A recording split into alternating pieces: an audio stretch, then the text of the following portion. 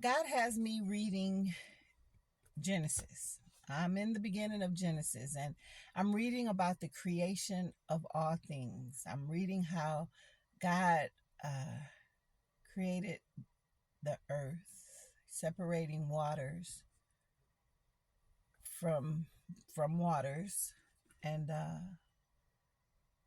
and bringing forth dry land and birds and beasts and creeping things and everything, right? He's creating everything, and then he creates man.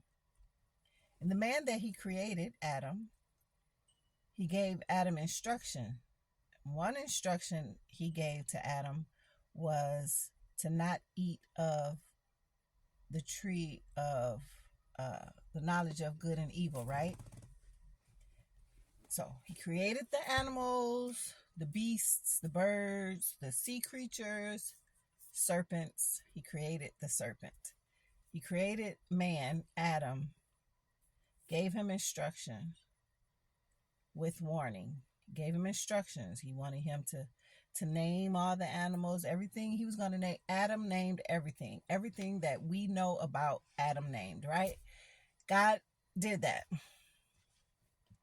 And then he also saw that Adam needed companionship, so then he created woman, right? So as I'm reading it this time around, I'm thinking about how God knows all. The creator of all knows all.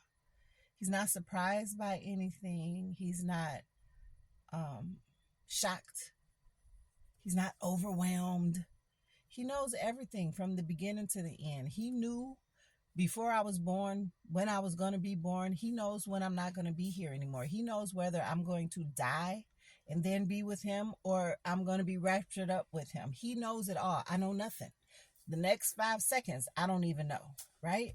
He knows all of it. So God knew about the serpent. He knew about the man, Adam, and he knew about the woman, Eve.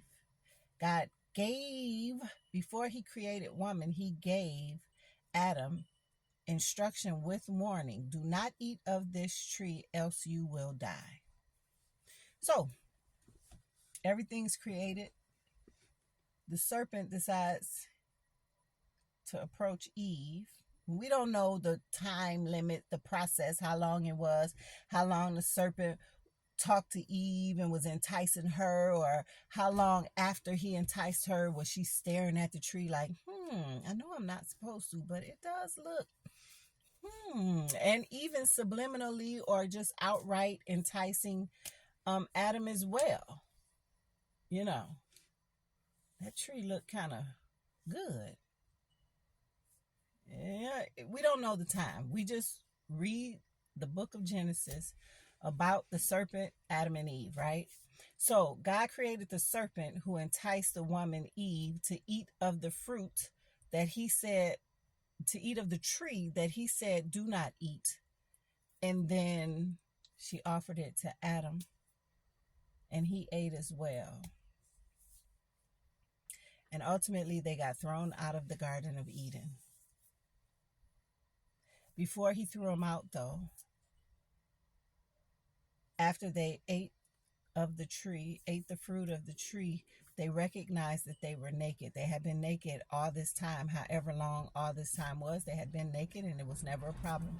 But now they've eaten of the tree of the knowledge of good and evil, and they know that they're naked, and now they feel ashamed, and now they want to cover up the shame that they notice that they're in. The enemy is wicked, right? So he entices you to do something and then you fall for it, and then you feel bad that you did it, and he's laughing at you.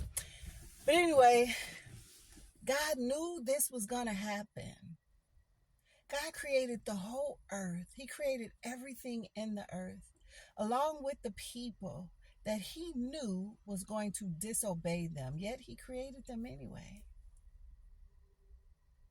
He created them anyway. God has a plan. That's what I'm getting at. God has a plan. He has a plan for everything. He has a plan for me. He's got a plan for you. We don't know what it is though, right? We don't know unless he gives it to us. And even if he gives it to us, we don't know absolutely and completely what it is. But God has a plan. So God created the earth. He created the serpent. He created man.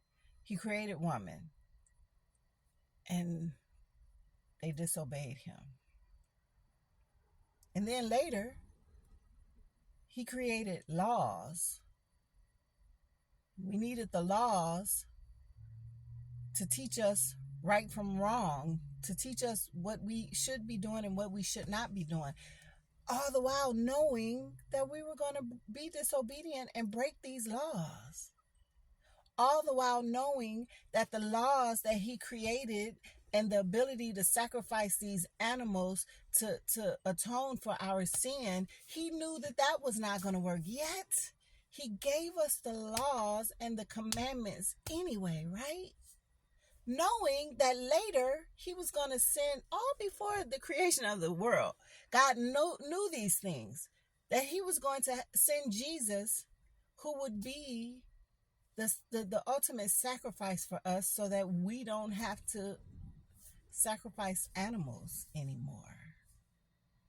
I am just amazed that, and at one point in my life, I asked the question like, Lord, you know everything. Why did you even do this? Why did you create things that later on you would say you were sorry that you even created, because you knew we were going to be evil. You knew we were going to be disobedient, yet you created us anyway. And then we break your heart by doing the things that you hate, that we know we shouldn't do. While we say we love you, we're doing these things, but you're always here for us. You're always here for us. Why would you even do that to yourself? But what I'm understanding today is God has a plan for everything. And the way that I think, Lord, why would you do this if you know this? And why would you let that happen if you know this and all that? It doesn't matter what I think. What matters is that I move in obedience to what he says. I had a child out of wedlock. I was married when I had my second child, but I was married to somebody God told me not to even marry. Before I was born, God knew that I was going to have a child out of wedlock. Before I was born, God knew that I was going to move in disobedience and marry somebody he clearly told me not to marry and then have a baby by. God knew. He knew my children were going to be here. Before the foundation of the world, he knew. He knew I was going to be used to bring forth these children out of disobedience, and he let it happen anyway. God is in control. And so God has a plan for my life, and he has a plan for my children's lives, who I didn't create them, but I had them out of total disobedience to the God that I love, and he let them be born anyway. I don't have the mind of God.